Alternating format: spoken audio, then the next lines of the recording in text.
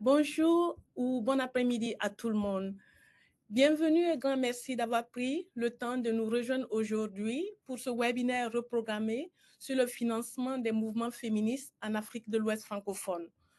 Tout d'abord, et au nom de notre équipe à la Fondation pour une société juste, je voudrais réitérer le message de l'Alliance et vous présenter nos sincères excuses pour la mauvaise planification de notre premier webinaire. Cela dit, il me semble plus que jamais important, très important, de trouver des espaces pour nous réunir, pour faire face ensemble aux tempêtes qui traversent notre monde, avec les coupes budgétaires observées ici aux États-Unis et aussi en Europe, pour le travail essentiel de la société civile, des groupes et des mouvements féministes. Pour cela, je remercie sincèrement le magazine Alliance qui nous permet de nous rapprocher de vous aujourd'hui en tant que collègues et membres du secteur philanthropique. Je m'appelle Rosalie Nésien et je suis responsable du programme pour l'Afrique de l'Ouest francophone à la Fondation pour une société juste, en abrégé FJS. Pour les personnes qui ne connaissent pas FJS, notez que nous sommes une fondation privée basée à New York. Notre mission est de faire progresser les droits des femmes, des filles et des personnes LGBTQI, de promouvoir la justice des genres et la justice raciale. En plus de l'Afrique de l'Ouest francophone, FJS octroie des subventions à des organisations basées en Mésoamérique, en Asie du Sud et du Sud-Est, et ici aux États-Unis. En Afrique de l'Ouest, par exemple, FGS a commencé par financer des efforts pour mettre fin au mariage précoce et forcé des filles en 2012. Et depuis lors, nos subventions pour la justice des genres se sont élargies et incluent maintenant les droits des personnes LGBTQ, des personnes travailleuses domestiques, ainsi que les questions de justice reproductive et climatique. Alors, pourquoi organisons-nous ce webinaire? Nous organisons ce webinaire pour deux raisons principales. La première est que, en plus de l'octroi de financement, une priorité pour FJS est de plaider au sein du secteur philanthropique pour impulser plus de soutien pour les communautés avec lesquelles nous travaillons. Nous faisons cela parce qu'aucune institution ne peut répondre à tous les besoins. Et comme dit un proverbe africain, si vous voulez aller vite, partez seul. Mais si vous voulez aller loin, et dans ce cas de figure, pour réaliser un changement systémique, il faut conjuguer et partir avec les autres. La seconde raison pour laquelle nous sommes ici, c'est parce que nous voulons mettre les projecteurs sur le travail remarquable des groupes féministes dans une région du continent dont on parle souvent en termes de crise et de coups d'État militaires, plutôt qu'en termes d'activisme et de résilience féministe. Ce contexte, tout le monde le sait, présente certes de sérieux défis, mais nous espérons qu'à la fin de ce webinaire, susciter en vous plus de curiosité et une motivation pour accompagner le travail des organisations et des fonds qui sont représentés ici par un vaillant groupe de leaders qui, j'espère, vont vous inspirer tout à l'heure. Pour terminer, j'aimerais partager deux notes de plaidoyer basées sur des recherches avec environ 270 activistes et personnes alliées. La première note donne un aperçu général des défis de la région, mais elle présente aussi des opportunités de financement. La seconde note porte sur le travail des jeunes féministes. Ma collègue Dan, que j'invite maintenant, va présenter dans la fonction chat de notre plateforme les liens pour accéder à ces deux publications. Nous sommes en ce moment en train de finaliser deux autres publications qui vont mettre l'accent sur les efforts des mouvements émergents des travailleuses domestiques et des personnes travailleuses de sexe dans la région. Enfin, je veux profiter de mon micro pour attirer aussi votre attention sur une recherche complémentaire que nous avons commanditée en 2023 avec le Fonds africain pour le développement des femmes pour informer nos interventions. Nous espérons que vous allez trouver utile pour votre travail les analyses des notes de plaidoyer et aussi des l'étude complémentaires avec AWDF que nous vous invitons à lire à la fin de ce webinaire. Parlant d'AWDF, le Fonds africain pour le développement des femmes, je suis maintenant super ravie de vous présenter Françoise Moudouté, la modératrice de la seconde partie de notre conversation. Féministe panafricaine d'origine camerounaise, Françoise Moudouté est la directrice générale du Fonds africain pour le développement des femmes, qui est un fonds féministe qui finance, qui renforce et soutient les organisations et mouvements féministes et de défense des droits des femmes partout en Afrique.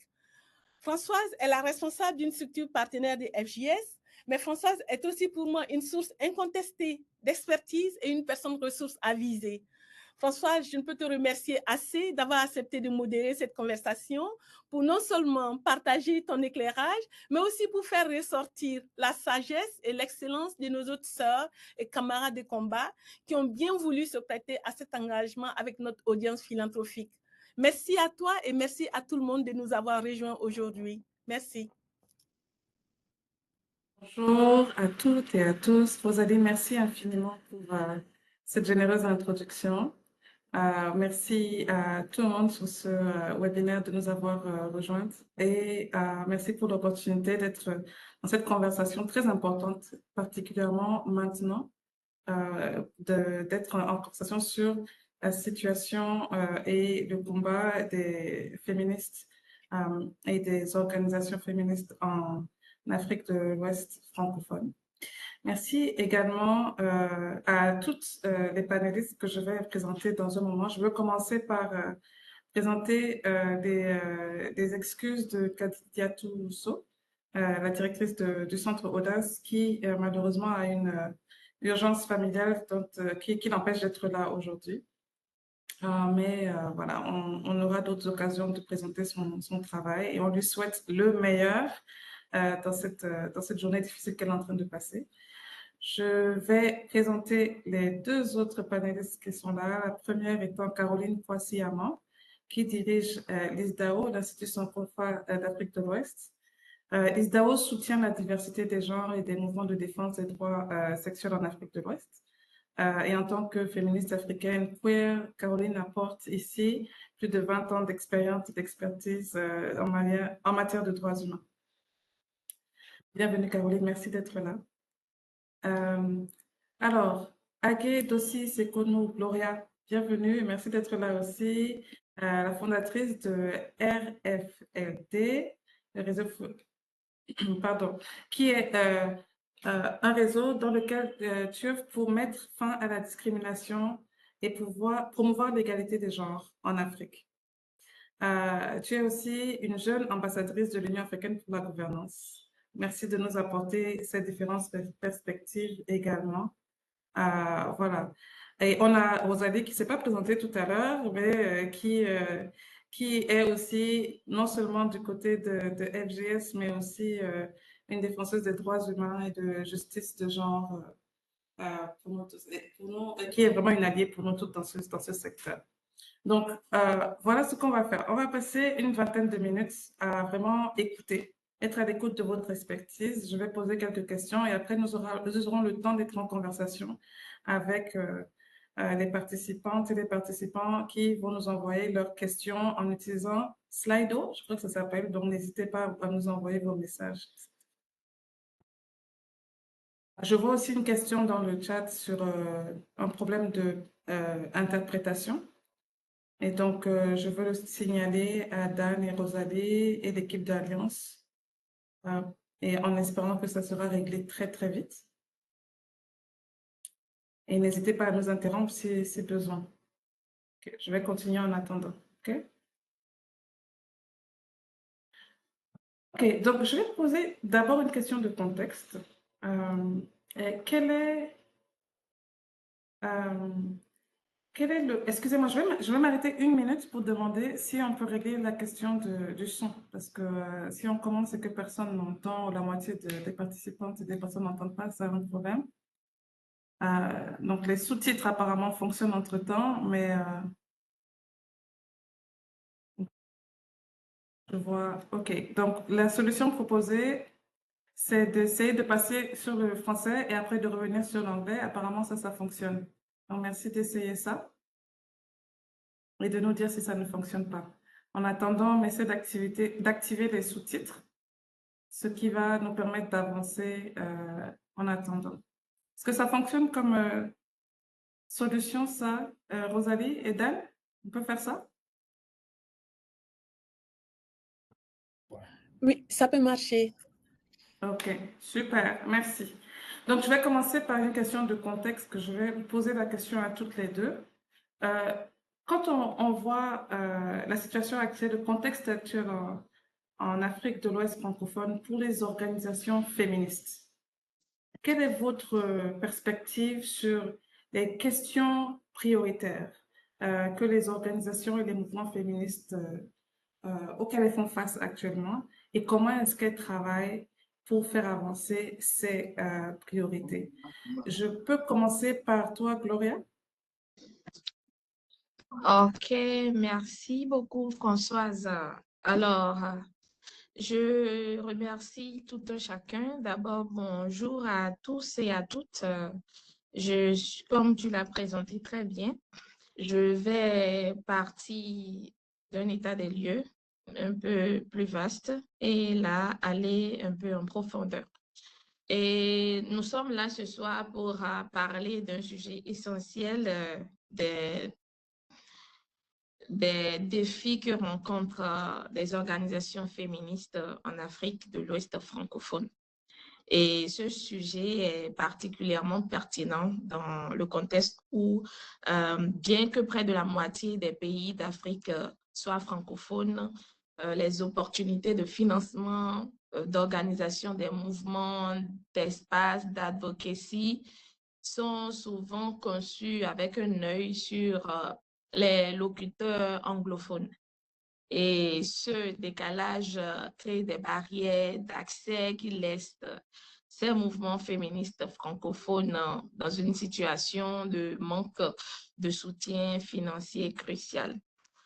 Pour commencer, récemment, une enquête du réseau des femmes leaders pour le développement, par exemple, parmi les 2450 ONG ayant reçu un financement sans restriction du Yield Giving de Madame Mackenzie Scott à ce jour, compte plus de 94% de ces bénéficiaires qui étaient des organisations anglophones. Cette enquête a été faite sur le site web et cela est publié sur le site web, dont vous pouvez aussi vérifier. Alors, cela met en lumière un décalage alarmant dans le soutien accordé aux organisations féministes francophones, malgré leur dynamique et leur capacité d'innovation. Ces mouvements se retrouvent souvent à la traîne en matière de financement. Et aussi, il y a des fondations, les fondations dans les pays du Nord en particulier se concentrent presque exclusivement sur des ONG anglophones, négligeant les organisations francophones qui ont pourtant des impacts significatifs. Et ce manque de ressources financières limite non seulement la portée des projets, mais aussi leur durabilité. En plus, je veux parler du défi de financement des organisations féministes en Afrique de l'Ouest qui font face à la montée des idéologies patriarcales et antiféministes. Et ces idéologies cherchent à rétablir des normes traditionnelles qui marginalisent les droits des femmes. Et cela se manifeste souvent par des discours qui minimisent l'importance de l'égalité des genres et renforcent des stéréotypes nuisibles. Alors, je vais mettre un peu l'accent sur un point, sur la marginalisation des initiatives locales. L'absence de financement pour ces organisations féministes francophones entraîne une marginalisation des initiatives locales, alors que les mouvements anglophones bénéficient souvent d'un soutien organisationnel et de financement sans restriction de la plupart des donateurs. Et les organisations francophones sont contraintes de fonctionner avec des budgets limités, ce qui restreint leur capacité à travailler sur le long terme et à s'adapter aux besoins spécifiques de leur communauté. Et ce manque de ressources empêche également le développement de programmes adaptés qui pourraient répondre aux défis uniques auxquels sont confrontées les femmes dans ces régions. De plus, il y a l'absence de financement stable qui crée un risque de dépendance envers les sources de financement ponctuelles qui ne peuvent pas garantir une continuité dans l'action. Alors, cette situation rend les organisations vulnérables aux fluctuations des priorités de bailleurs de fonds, ce qui entraîne des interruptions dans les services essentiels qu'elles fournissent. Et n'oublions pas aussi que dans plusieurs pays francophones, le patriarcat, comme je l'avais dit précédemment, est profondément ancré dans les structures sociales et politiques, ce qui rend difficile l'avancement des droits des femmes et des questions en matière de questions de santé reproductive. Et ces pays sont souvent marqués par un manque d'éducation sexuelle complète, des taux élevés de grossesse d'adolescentes, des avortements non sécurisés et une prévalence alarmante du VIH. Je parlerai également de l'inégalité légale, de l'exploitation sexuelle, de la violence sexuelle, de la mortalité maternelle, de l'accès limité aux soins de santé reproductive, la mutilation génitale féminine, la violence basée sur le genre sont des problématiques omniprésentes. Je parlerai également du défi du fossé de la barrière linguistique. Alors, aujourd'hui, les opportunités de webinaire, nous assistons vraiment à ces webinaires où souvent il n'y a pas d'interprète qui soit disponible pour traduire ce qui se dit en anglais. Et très souvent, les francophones sont là et observent. Ce sont nous qui nous enseignons un peu à l'anglais, qui essaient souvent de discuter et de parler et de faire parvenir nos préoccupations qui sont même parfois incomprises et puisqu'il y a une barrière linguistique qui limite la compréhension et l'expression juste et équitable. Et comme on le dit, tant qu'il reste à faire, rien n'est encore fait. Il est important et crucial de mettre l'accent sur ces fossés-là pour pouvoir permettre réellement une expression libre et juste. Je vous remercie. Merci beaucoup. C'est vraiment une grande variété, un grand nombre de thématiques. Ils sont soulevés ici. Merci beaucoup. Mais aussi, quelque chose de très intéressant que je t'ai entendu dire, c'est d'une part la question de l'effort qui est finalement sur nous, de faire ce travail d'apprentissage et aussi ce à quoi j'ajouterais, c'est pas juste une question de langue, c'est une question de comprendre le contexte et l'adapter au contexte, etc. Donc, c'est une traduction qui est nécessaire, une interprétation qui est pas juste linguistique, mais qui est aussi contextuelle. Merci beaucoup d'avoir parlé de tout ça. Caroline, je me tourne vers toi également pour savoir ce que tu voudrais ajouter Oui, à cette analyse, oui, notamment sur le point de vue, du mouvement LGBTQI dans la région ouest africaine. Est-ce que tu oui. peux nous dire à quoi sont confrontés les membres de la communauté et du mouvement dans cette région et un peu aussi comment est-ce que ISDAO répond à ces besoins? Oui. Merci beaucoup, Françoise, et merci, Gloria, aussi pour cet aperçu du contexte. Je pense que c'est très important. Et ce que tu as dit, Françoise, concernant la question de... C'est pas que l'interprétation, c'est pas que la traduction. Je pense que c'est très essentiel. Je voulais, avant d'aborder les questions spécifiques liées à la communauté LGBTQI, juste aussi apporter quelques autres éléments de réflexion sur le contexte de l'Afrique de l'Ouest francophone, que je pense c'est important de le souligner, parce que ça a un impact sur les questions du mouvement, mais ça a aussi un impact sur les questions du financement. Nous sommes dans un environnement où les contextes sociopolitiques deviennent de plus en plus instables à travers la sous-région. Donc, on est dans une région qui est marquée par de multiples crises sociales du côté politique, y compris les coups d'État, l'instabilité politique, le terrorisme, mais aussi les cadres institutionnels qui sont en perpétuel changement. Donc, on sait, à travers la sous-région, il y a eu plusieurs processus de réforme constitutionnelle, de différents processus de changement. Mais c'est aussi important de souligner que ce contexte, surtout ce contexte géopolitique, a un impact sur le mouvement. Donc, on regarde par exemple certains pays où, à cause du contexte, on voit certains bailleurs reculer. Donc, regardons l'exemple du Mali, du Niger, du Burkina Faso, les pays qui font partie de l'AES, où on voit que certains bailleurs qui étaient là avant, soit ont dû reculer ou ont été poussés du pays. Donc, certains bailleurs qui finançaient Bien qu'il n'y avait pas beaucoup de financement avant, il y avait très peu de financement. Déjà, le financement est encore plus réduit à cause du contexte. Donc, on voit certains bailleurs qui finançaient les mouvements féministes dans ces pays qui, à cause du contexte géopolitique, social, économique, ne sont plus là. Et je pense que c'est très important de le souligner parce que c'est aussi une des particularités dans la sous-région.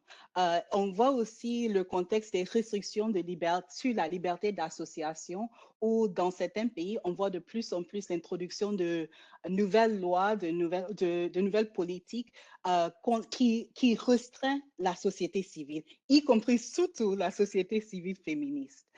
Donc, on voit ça, par exemple, au Mali, où il y a eu des introductions de nouvelles restrictions liées à la société civile. Donc, ça devient de plus en plus difficile de s'organiser, de se structurer, parce qu'il y a plus en plus de contrôle sur la société civile et surtout la société civile féministe. Quand la société civile féministe est en train de lutter pour des choses qui sont perçues comme contre l'État ou contre les priorités du gouvernement. Donc, je pense qu'il y a aussi ce contexte qui a un impact non seulement sur le financement, mais même sur le contexte du travail pour beaucoup d'organisations féministes. On voit de plus en plus dans les pays où les lois étaient déjà répressives, surtout sur certaines questions liées à la diversité des communautés, donc liées à la question des communautés LGBTQI, mais pas uniquement. On voit de plus en plus l'introduction de nouveaux projets de loi dans les pays comme le Sénégal, le Mali, le Burkina. Mais aussi, on reconnaît que même quand il y a des avancées dans certains pays, il y a ce qui est sur papier et la réalité.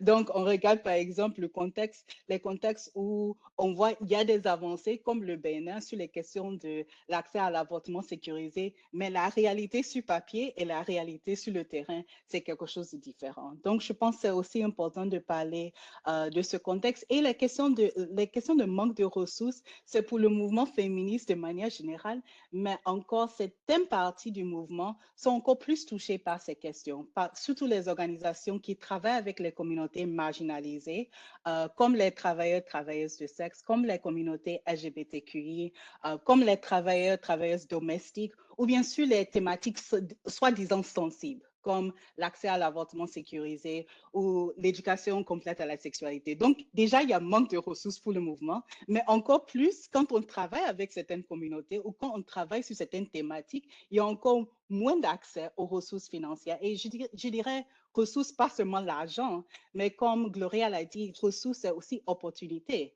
C'est aussi plateforme, c'est aussi accès à des espaces. C'est ne pas être là en tant que participant, mais aussi être là en tant que panéliste, en tant que modératrice. Donc, je pense qu'il y a tout ça qui est important à souligner. Pour les questions des communautés LGBTQI, comme tu l'as dit dans ton introduction, dans ma présentation de ma participation, je travaille avec ISDAO, qui est un fonds activiste œuvrant pour une Afrique de l'Ouest qui est juste, qui est inclusive de tout le monde. Y compris les communautés LGBTQI. Donc, nous travaillons principalement, mais pas uniquement, avec les communautés qui s'identifient en tant que communauté LGBTQI à travers la sous-région.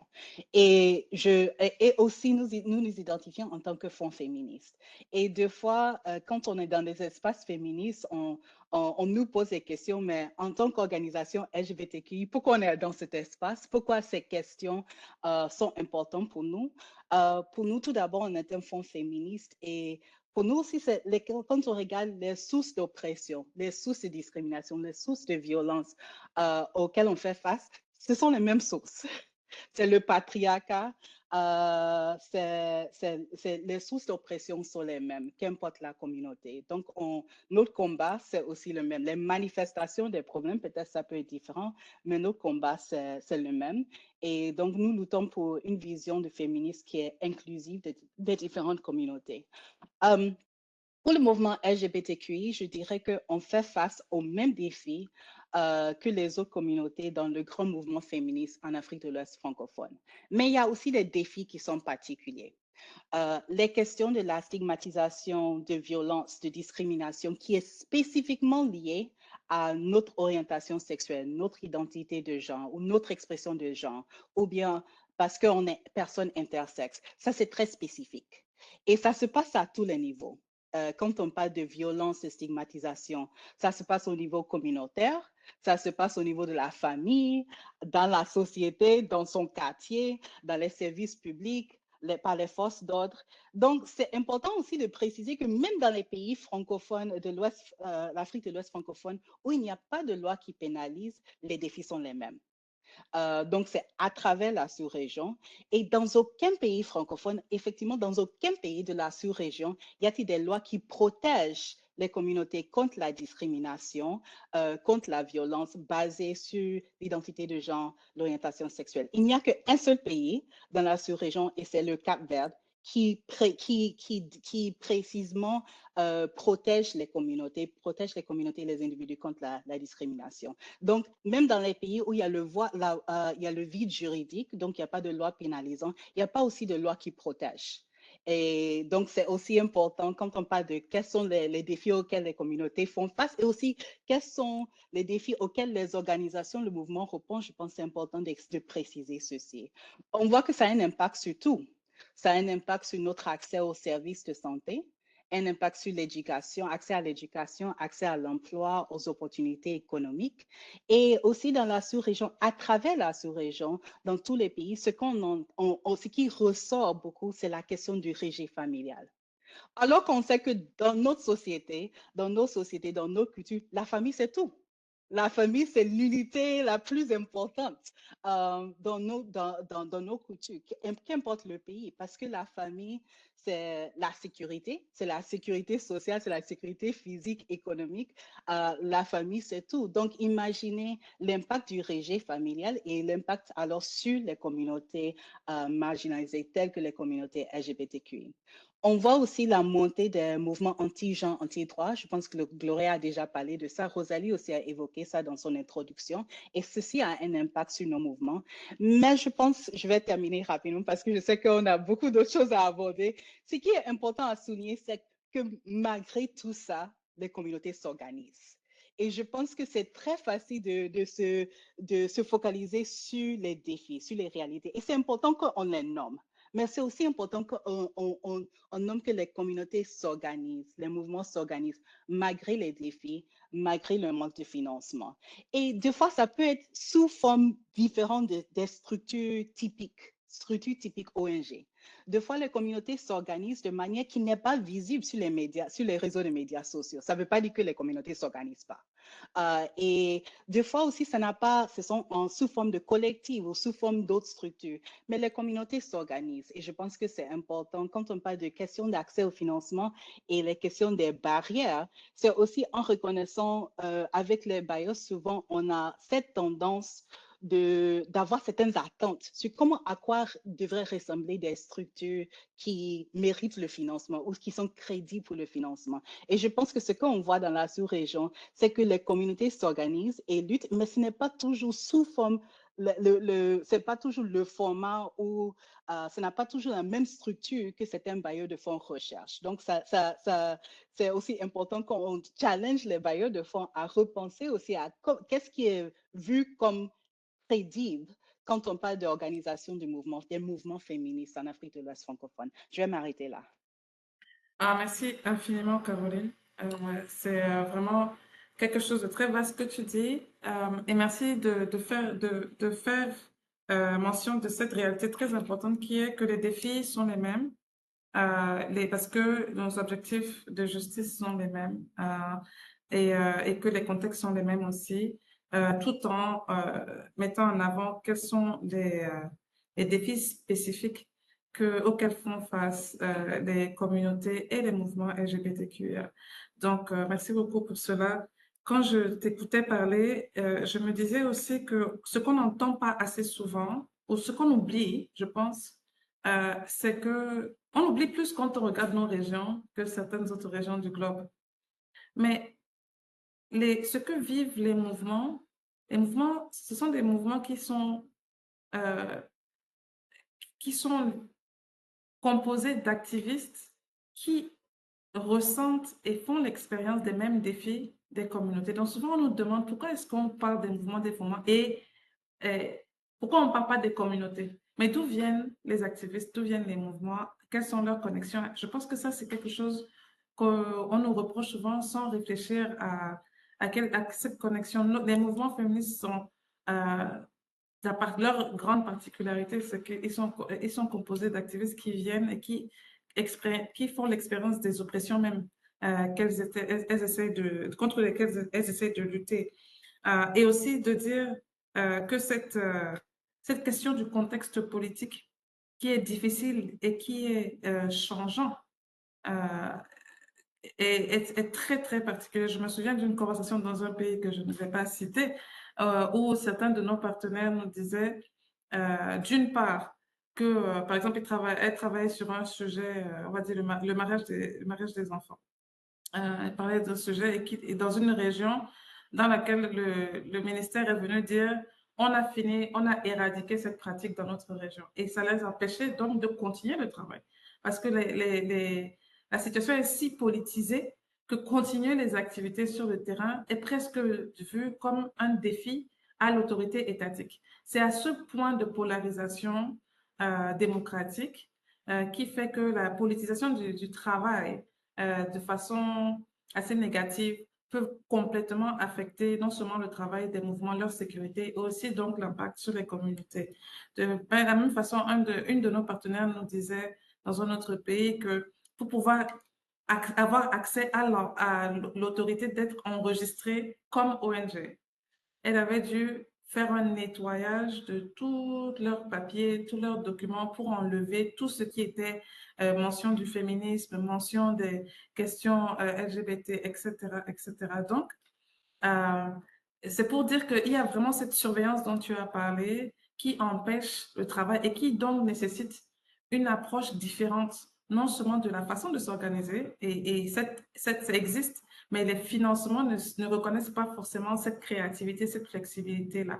Et donc, ça m'amène à ma dernière question pour vous toutes les deux, de savoir quelles seront vos recommandations principales en tant que votre organisation, en tant que vos fonds, pour le secteur philanthropique, les bailleurs, le fonds public et privé et les alliés qui travaillent dans la région. Est-ce que je peux commencer par Gloria? Oui. Alors, merci Françoise. Je pense que je vais me rallier à tout ce qu'on est en train de dire, tenant compte du contexte. Puisque quand nous avons les ordres aux applications, ceux-là parfois ne prennent pas souvent en compte du contexte dans lequel chaque partie du monde, quand nous parlons de l'Afrique de l'Ouest, c'est un autre contexte carrément. Et parfois, on est obligé de se conformer à ce que le bailleur veut réellement. Mais si un temps soit peu, ces bailleurs-là peuvent essayer de s'imprégner un peu du contexte de chaque pays, je pense que ça va faciliter quand même la tâche à ces organisations en reculant de réellement se voir aussi impliquées et d'être en mesure de postuler sans difficulté ou sans problème. Je pense que pour le moment, je vais permettre à ma collègue de parler et là, si j'ai des choses à ajouter, je vais en ajouter. Je vous remercie. Voilà, le point m'est revenu. Je veux parler également, je veux parler également de la flexibilité dans les offres. Aujourd'hui, il y a des organisations à the grassroots level qui n'ont pas la capacité de produire certains documents typiquement exigés par des bailleurs. Parce que là, le standard est au haut niveau. Et ces organisations-là ont la capacité de donner de bons rendements, mais ne disposent pas peut-être de ces facultés-là ou de ces prédispositions-là. Et si ces bailleurs-là commencent maintenant par ramener ces barres-là un peu à terre, de penser à ces organisations au grassroots level qui ont envie de faire également des prouesses, mais qui n'ont pas la capacité de fournir des dossiers ou bien des papiers de haut niveau. Je pense que si le point de la flexibilité est un peu pris en compte, ça va permettre à ces organisations-là de se sentir impliquées, de se sentir valorisées et de se sentir prêtes à rentrer dans le jeu, comme on le dit. Je vous remercie. Merci infiniment. Je passe à toi, Caroline. J'ai beaucoup à dire. Mais je pense que Gloria a déjà abordé les questions des barrières, les questions d'enregistrement. Françoise, tu parlais de ça. Dans certains pays, et surtout pour certaines communautés, c'est impossible ou très, très difficile d'être enregistré. Ça ne veut pas dire qu'on ne travaille pas. Ça ne veut pas dire qu'on n'a pas la capacité. Mais il y a des contextes où soit c'est difficile d'être enregistré, ou bien le fait d'être enregistré même, ça limite la possibilité de faire le travail pour lequel on a été créé. Ou il y a aussi des organisations qui décident de ne pas s'enregistrer. Ça ne veut pas dire encore que les organisations ne font pas du bon travail. Les questions de structure, j'avais évoqué cette question de structure. Souvent, les bailleurs, on a cette idée de, OK, la structure, ça doit ressembler à ceci, ça doit avoir tel ou tel organe de gouvernance. Encore, ça ne veut pas dire que même si une organisation a une autre structure, qu'elle n'est pas crédible. On a les questions d'audit financier. Beaucoup de bailleurs exigent les audits financiers. Il faut avoir tel ou tel, combien d'années d'audit. Pour beaucoup d'organisations, surtout comme Gloria l'a dit, les grassroots, les organisations de base, n'ont pas ça. Encore, ça ne veut pas dire que le travail n'est pas bon. Mais aussi, il y a cette question de siège et bureau physique. Et je trouve que ça, c'est aussi une particularité dans nos contextes francophones où il y a cette exigence sur où est ton bureau, où est votre bureau. Et si on ne peut pas dire que voici notre bureau, c'est comme si on ne peut pas être reconnu comme une organisation crédible. Alors qu'on sait que la majorité du travail, ça ne se fait pas dans le bureau. Ça se fait sur le terrain. Et ça ne veut pas dire, même si on n'a pas de bureau, que le travail ne se fait pas. Ce n'est pas pour minimiser l'importance d'avoir son siège, d'avoir son espace de travail, mais en tant que condition et exigence pour recevoir le financement, je pense que c'est très problématique. Donc, je pense qu'il y a des barrières à plusieurs niveaux que les bailleurs ont besoin de revoir, mais aussi la question de la flexibilité, de l'écoute. Rosalie a évoqué le fait qu'on est actuellement dans un contexte philanthropique qui est très dynamique, qui est en train de changer. Si nous continuons en tant que bailleurs de fonds à octroyer des subventions de 1 an, 6 mois, 1 an, très limité, très projet, ça ne répond pas au contexte actuel et ça ne permet pas au mouvement aussi de répondre au contexte actuel. Donc, le financement qui est flexible, qui est long terme, qui comprend aussi les besoins organisationnels, qui n'est pas seulement financement de projet. Et on a parlé du contexte et le fait que beaucoup de choses ont changé. Nous faisons partie d'un projet où en 2021, on a identifié des priorités de plaidoyer dans certains pays. Des priorités de plaidoyer, le plaidoyer qui était envisagé en 2021, ce n'est même pas possible en 2025. Donc, si le financement était focalisé sur ce que vous avez dit que vous avez fait, il faut que vous faites, le contexte ne permet pas ceci. Donc, c'est comment, je pense, aussi répondre au contexte veut dire aussi être flexible et octroyer une subvention flexible qui permet aux organisations de s'adapter au contexte et aussi s'adapter aux besoins. Je pense que cette question de l'inclusion linguistique est très importante et ça a besoin d'être adressé de façon systématique. Ce n'est pas seulement traduire les propositions ou traduire les appels à propositions. Mais comment est-ce que les bailleurs de fonds qui veulent investir plus dans l'Afrique de l'Ouest francophone s'assurent d'intégrer les communautés, les activistes francophones dans les structures en tant que membres du personnel, en tant que membre du conseil d'administration, membre des organes de gouvernance? Comment est-ce que les stratégies même sont développées avec les activistes francophones? Parce que des fois, les stratégies sont développées, après on nous dit, OK, voici, développer des propositions qui s'alignent à ces stratégies, mais ces stratégies n'ont pas été développées avec nos activistes et avec notre contexte. Donc, ça ne prend pas vraiment en compte nos contextes. Comment est-ce qu'en tant que bailleur, les bailleurs puissent aussi mieux intégrer. Et aussi, ça revient un peu à notre approche en tant qu'ISDAO. Nous sommes un fonds activiste. On utilise une approche d'octroi de subventions participatives où ce sont les activistes de la communauté qui décident des priorités, mais qui aussi décident du financement. Et donc, c'est très important aussi que les bailleurs regardent comment est-ce que les communautés qui sont les plus touchées font partie de la prise de décision, font partie de l'élaboration des stratégies. Je pense que ça aussi, c'est très important. Et encore, comment est-ce que les pays francophones et les activistes des pays francophones sont intégrés non seulement dans la structure, mais dans l'élaboration des stratégies et la prise de décision.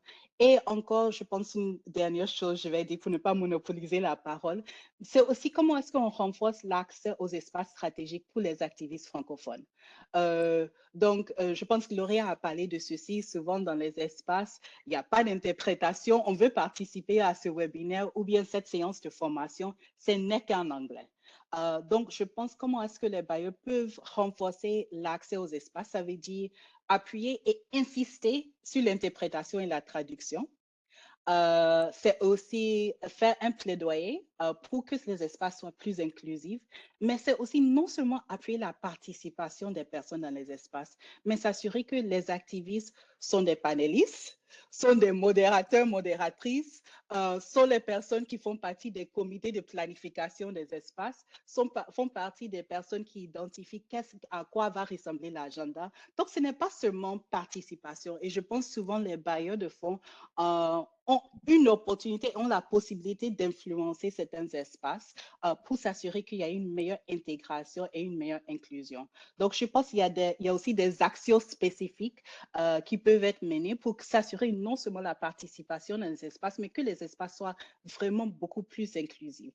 Je vais m'arrêter là pour le moment. Est-ce que je peux ajouter quelque chose à ce que Caroline a dit? Oui, je François? vais te donner 2 petites minutes avant qu'on ouvre aux questions. Vas-y. Si tu peux le D'accord. faire en 2 minutes. D'accord, merci beaucoup. Je vais aussi parler sur la question de la confiance. Il faut avoir confiance en nous, organisation de la zone francophone. Alors, nous, au RFLD, nous avons un programme dédié aux droits de l'homme, développement des médias et autres. Et ce programme nous permet d'octroyer de mini-subventions aux organisations à la base. Et cela a permis réellement au fil du temps à ces organisations-là de montrer leur force et de montrer leur capacité d'innovation sur le terrain. Et nous optons pour le travail en masse. Nous optons pour la création de réseaux, le réseautage et l'alliance building.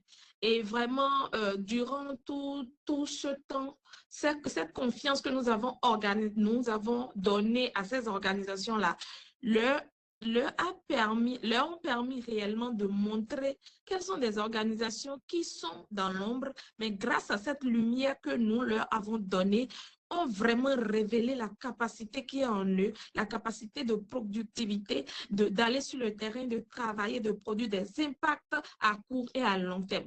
Donc, vraiment, il faut avoir confiance en nous, il faut avoir confiance en ces organisations francophones-là. Si nous mettons sur une échelle des organisations francophones et des organisations anglophones et qui vont sur des appels à projets, je pense que directement, le point est directement foncé sur les organisations anglophones. Pourquoi ne pas mettre aussi sur la première ligne les organisations francophones? Je pense qu'il est temps, c'est maintenant. Il faut le faire et il est l'heure de le faire. Je vous remercie. 2 minutes. Un point très important. On a quelques questions dans le Slido que je vais prendre. Si je peux me permettre aussi de rajouter quelques points avant cela, juste en écho à ce que vous avez dit. Le mot qui est beaucoup revenu, c'est le mot flexibilité. Et je pense que c'est très important. Il a été défini de plusieurs façons ici. Il s'agit de flexibilité pour pouvoir soutenir la capacité de réactivité et d'adaptation à un environnement politique, climatique, économique qui est changeant, mais aussi la flexibilité de revoir, adapter les modalités du financement à un contexte qui est assez particulier, on va le dire, et qui est souvent mal connu. Je voudrais dire, parce que c'est quelque chose qu'on entend souvent, notamment de la communauté de philanthropique, que parfois cette demande de flexibilité est entendue comme un refus de redevabilité, comme si on ne voulait pas, euh, on ne pouvait pas, on ne voulait pas avoir, comment on dit en anglais, accountability, redevabilité. Et je pense qu'il faut vraiment sortir de cette façon de penser-là de façon générale, mais en particulier dans cette région. Parce qu'on peut faire les deux. Il faut apprendre justement à trouver un équilibre et à comprendre qu'est-ce que l'impact, qu'est-ce qu'on entend par redevabilité et quels sont les critères pour définir cela. Je voudrais aussi dire qu'à la fin de la journée, il s'agit d'une question de confiance. Et je n'oublierai jamais que certains des bailleurs avec lesquels on a des négociations extrêmement difficiles, c'est aussi des bailleurs qu'on entend dans les journaux raconter comment quelqu'un a eu un dîner très intéressant avec un tech bro de la Silicon Valley qui avait une idée parfaite, euh, une idée juste naissante qui a été discutée lors d'un dîner, qui a été griffonnée sur un petit bout de papier et paf, on a fait un investissement lourd dans l'idée de la personne. Si on peut avoir cette différence entre à qui on fait confiance, quels sont les biais qui expliquent qu'on peut faire confiance à une idée juste comme ça versus avoir confiance en un mouvement, une organisation qui a prouvé son impact encore et encore. Je pense qu'il y a une question de biais, les biais, et je pense que le travail qui doit être fait par la communauté philanthropique, c'est d'examiner, d'explorer ses propres biais, plutôt que d'attendre d'être constamment poussé dans ces extrêmes par les mouvements qui doivent déjà faire le travail, en plus de faire ce plaidoyer philanthropique. Enfin, je vais dire, je suis contente d'entendre Caroline parler de l'importance du travail des DAO et de façon générale des fonds féministes. On entend très bien cet argument. Nous, on ne connaît pas les communautés, on ne sait pas qui financer, mais il y en a qui savent. ISDAO, il y en a d'autres, il y en a plein. À vrai dire, la plupart des fonds on est là. on est là. La plupart des fonds féministes doivent dire non à une grande majorité, entre 70 et 80% des candidatures éligibles à nos financements. On n'a pas les ressources pour les financer. Certains des fonds féministes africains sont à capacité de 6%. Donc, ce n'est pas le manque de demande qui est là, ce n'est pas le manque de compétences qui est là, c'est uniquement le manque de ressources. Donc, ce qu'on ne sait pas, savoir trouver des relais et savoir s'appuyer sur le relais que constituent les fonds féministes, c'est très important, et tout en sachant que les fonds féministes n'ont la capacité que de faire passer juste autant de flexibilité qu'on reçoit. Donc, on passe beaucoup de temps dans les négociations, vraiment beaucoup de temps à négocier, absorber le choc, mais en même temps, on ne peut pas nous demander d'absorber tout, et ce qu'on n'arrive pas à absorber finit par repasser sur nos partenaires, et ça devient un peu un problème. Moi, je pense qu'il est temps de prendre quelques questions. Merci aux questions, à toutes les personnes qui ont mis des questions dans le Slido. Ce que je vais faire, c'est lire les 4 questions qui sont là et vous demander à toutes les deux de répondre aux questions auxquelles vous avez les réponses. Ne vous obligez pas à répondre à tout. Et on va voir tout ce qu'on peut couvrir. La première question qui vient de Chris Allen. Compte tenu de l'absence de financement externe de la société civile, comment est-ce que les organisations se mobilisent elles-mêmes pour trouver des ressources et comment est-ce qu'on peut les aider? Première question. La deuxième question, aussi sur la question des ressources, vient de Rebecca Reeve.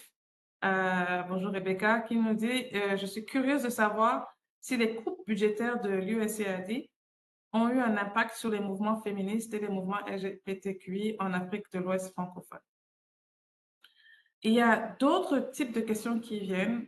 Une vient de Daria Kaligwaya, je pense que ça se prononce, qui nous demande est-ce qu'on peut parler du rôle que les réseaux de société civile jouent à faire le lien entre les mouvements francophones et les mouvements anglophones dans la région. Et est-ce qu'on voit ou alors est-ce qu'il n'y a pas il n'y a pas ce rôle qui est joué par les réseaux et comment est-ce qu'on voit cette division se répéter au sein même des réseaux de société civile? Est-ce qu'il y a des bons exemples ou certaines recommandations qu'on peut avoir? La dernière question, c'est pas la dernière, il y en a deux qui sont arrivées. Alors, il y a une question sur les intersections avec les droits des personnes handicapées, et donc les intersections entre le féminisme et la justice, la justice pour les personnes en situation de handicap. Une question sur est-ce que les changements constitutionnels et les nouvelles lois qui affectent le financement de la société civile, est-ce qu'on peut en parler et dire en particulier l'impact que ça a sur les mouvements féministes et les mouvements LGBT? Et enfin, John, ça c'est une question de Fenia Fischler. Et là, une question de John qui demande comment est-ce que les ONG dans les régions francophones qui font un travail aussi merveilleux peuvent recevoir des financements sans restriction du Yield Giving de Mackenzie Scott. Parce que si sur 2450 ONG, elle a financé plus de 2400 anglophones, je pense qu'on a un problème. J'ai la même question. Donc, si vous avez la réponse, il y a quelque chose à faire de ce côté-là. Donc, voilà, il ne reste pas énormément de temps sur le webinaire, mais si jamais vous pouvez répondre à une des questions ou de façon transversale, ce serait très utile. Merci. OK, je vais commencer et là, ma collègue va continuer. Alors, parlant du shutdown du programme USAID dans le monde entier, je pense que ça a créé un vide parlant de réalisation et de travail durable au sein des organisations, des mouvements féministes. Personnellement, le RFLD, cette année, a perdu plus d'1 million de dollars sur cette cause. Et c'est vraiment difficile pour nous, mais nous continuons pas à avancer suite aux réserves que nous avons et aussi par l'aide de certains partenaires qui nous aident, qui nous financent à cause de cette situation que nous traversons. Heureusement que nous avons un parterre de partenaires qui nous accompagnent dans nos réalisations à cause de l'impact que nous produisons dans la zone de l'Afrique de l'Ouest.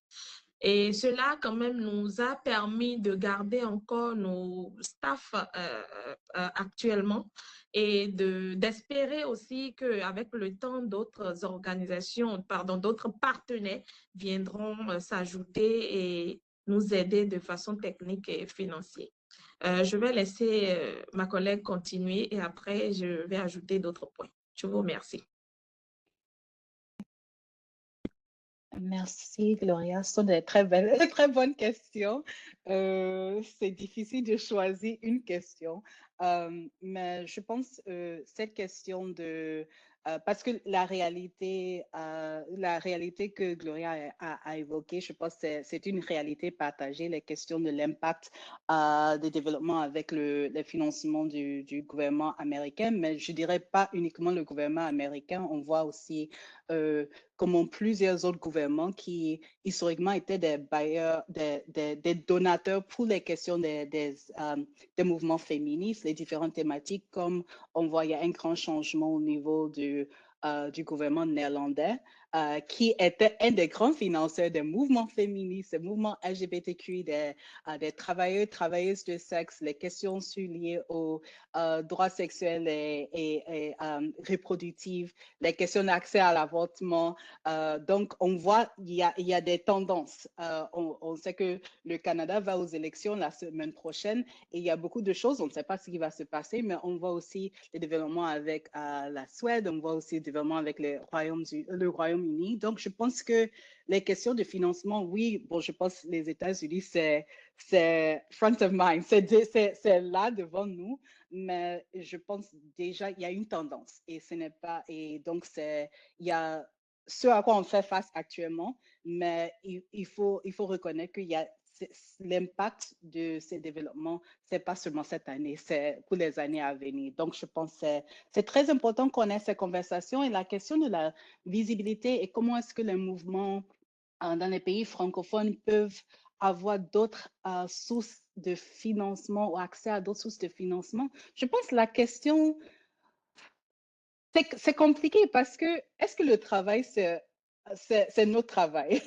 Est-ce que le travail, c'est à nous, le mouvement, ou bien est-ce que le travail, c'est le travail des bailleurs de fonds pour les bailleurs de fonds, les bailleurs de fonds qui financent dans la sous-région, mais financent que les pays anglophones, ou bien qui financent certaines communautés, mais pas dans les pays francophones. Donc, c'est pourquoi je pense que ces conversations sont importantes parce que c'est aussi le plaidoyer philanthropique. Comment on s'assure que les nouveaux programmes de financement qui auront lieu, je sais que déjà il y a des discussions sur, avec le contexte actuel aux États-Unis, quels sont les autres bailleurs de fonds qui peuvent, bon, je ne sais pas, peuvent faire répondre à toutes les lacunes, mais arrivent à augmenter leur portefeuille. Comment est-ce que dans ces augmentations ou bien ces extensions de portefeuille, les pays francophones sont intégrés? Donc, c'est un peu complexe parce que je pense que déjà on fait le travail. Et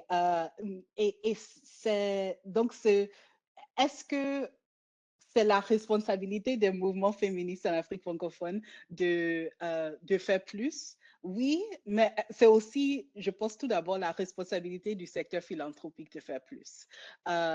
Et donc, mais je voulais aussi parler de la question de, pardon, très rapidement. Il y avait une question liée à les espaces, les réseaux de la société civile dans sous-régional et sous-régionaux. Et est-ce que ces réseaux, est-ce qu'il y a aussi cette division de francophones, anglophones dans ces réseaux, dans ces espaces?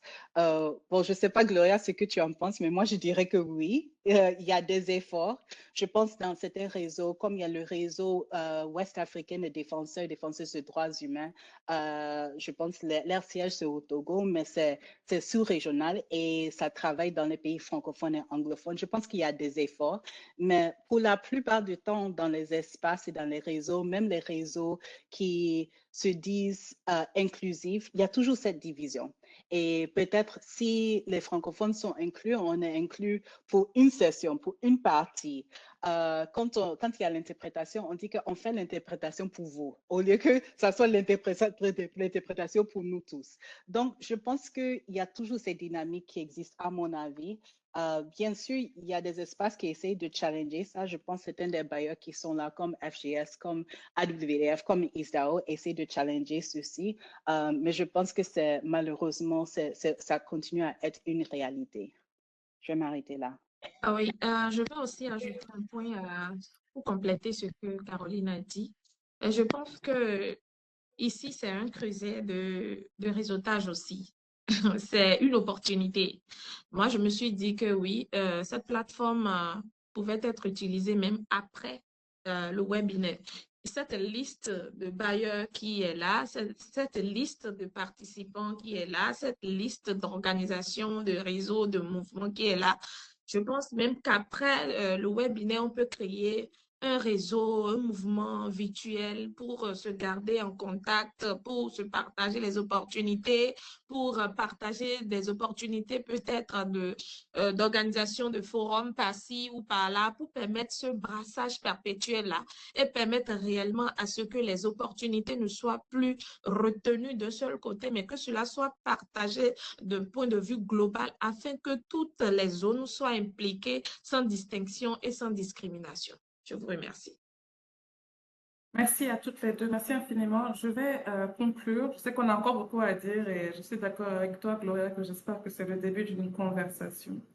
Je pense et je veux aussi faire écho à ce que Fawzi est en train de nous dire dans le chat. On parle et je pense que différence n'est pas division. Et je pense que c'est un peu ça le problème quand on parle que ce soit les différentes divisions, les différentes communautés qu'on a au sein de notre mouvement. On a un objectif qui est l'objectif de justice de genre. Et on a un point commun vraiment qui est cet ancrage féministe. Et donc, que ce soit Afrique du Nord, que ce soit francophones, que ce soit, même tout à l'heure, quelqu'un parlait des droits des personnes handicapées. Différence n'est pas division. Et comment est-ce qu'on essaye de ne pas utiliser ces différences comme outil de division, mais vraiment de se rappeler, comme Caroline disait au début, qu'on a un objectif, on est finalement un mouvement qui n'est pas divisé, mais qui est riche de ces différences. Et je pense que ça, c'est très important. Le deuxième point que je voulais dire, faire écho à ce que disait Caroline sur le fait qu'on parle beaucoup de ce qui se passe aux États-Unis en matière de coupes budgétaires, mais les coupes budgétaires ont commencé il y a très longtemps. Et on a vu ça, tu as cité la Suède, on a vu FCDO, on a vu beaucoup de bailleurs institutionnels, mais aussi la philanthropie privée. Et je pense qu'il faut qu'on voit ça aussi, que les institutions, notamment aux États-Unis, mais pas que, se posent beaucoup la question de qu'est-ce que ça veut dire, on doit revoir nos stratégies, etc., etc. Je voudrais dire, je pense qu'on peut dire ça, que ce sont des institutions qui ont les moyens de réfléchir et de financer en même temps. On ne peut pas se permettre d'arrêter, de mettre une pause dans nos financements juste parce qu'on réfléchit. On ne peut pas accepter ça parce que tous les retards coûtent en vie. Il ne s'agit pas d'une question de confort. Il s'agit dans beaucoup de nos contextes, littéralement, des questions de survie pour les communautés que nous soutenons, des questions de survie et de sécurité pour les activistes qui vraiment payent avec leur sécurité, avec leur vie parfois, de se battre pour la justice de genre. Et donc, pour moi, c'est vraiment ce que je voudrais dire dans ce contexte. Tout le monde doit repenser stratégiquement, mais beaucoup d'entre nous ici, notamment dans les organisations qui financent, ont la capacité de réfléchir et de financer. On sait ce qui manque. Enfin, donc on sait ce qu'on peut financer maintenant. On le sait déjà. On peut réfléchir en même temps qu'on finance. Et enfin, c'est la dernière chose que je dirais, c'est de dire qu'il s'agit de répondre à la fois à une question d'urgence et en même temps de continuer de financer la créativité, les futurs qu'on construit.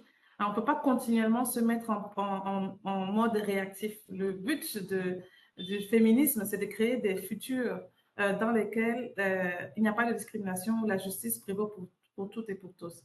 Et donc, pouvoir créer ça, et ça passe par financer l'action collective. Le mouvement, qu'est-ce qui fait un mouvement? La solidarité, le bien-être, la résilience, ça se finance aussi de façon intentionnelle. Et ça ne rentre pas forcément dans les carrés, les cubes que vous avez dans vos modalités de financement, mais c'est critique, d'autant plus critique qu'on nous oblige aujourd'hui à la compétition. Donc ça, c'est extrêmement important. Je vais m'arrêter là. Je sais qu'on a pris 5 minutes de retard. Vous allez m'excuser. Je vais m'arrêter en reprenant les mots de nos tatas dans le mouvement féministe. Elle s'appelle Awa Fall Diop. C'est une féministe sénégalaise qui a écrit il y a peu de temps une lettre ouverte à la philanthropie. Je ne sais pas comment dire, philanthropie, oui, de la part des organisations et des mouvements féministes. Je ne vais pas tout lire, mais je vais lire une partie.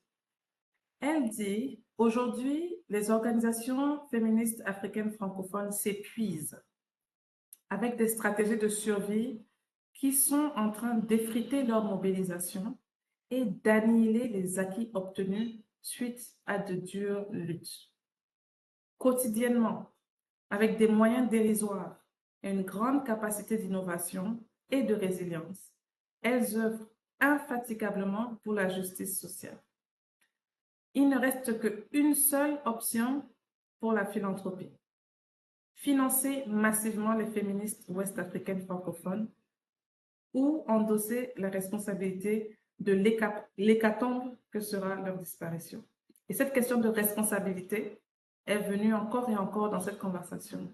Et je pense qu'il faudrait qu'on prenne toutes et tous nos responsabilités. Merci à toutes les deux, Caroline, merci Gloria. Merci à Alliance pour cet espace. Merci à l'équipe d'interprétation et merci à l'équipe de FGS aussi. Merci à toutes et à tous et j'espère vraiment, comme le disait Gloria, que ce n'est que le début d'une conversation. Merci, bonne fin de journée à toutes. Merci à toi, Françoise. Au revoir. Merci, au revoir tout le monde. Au revoir.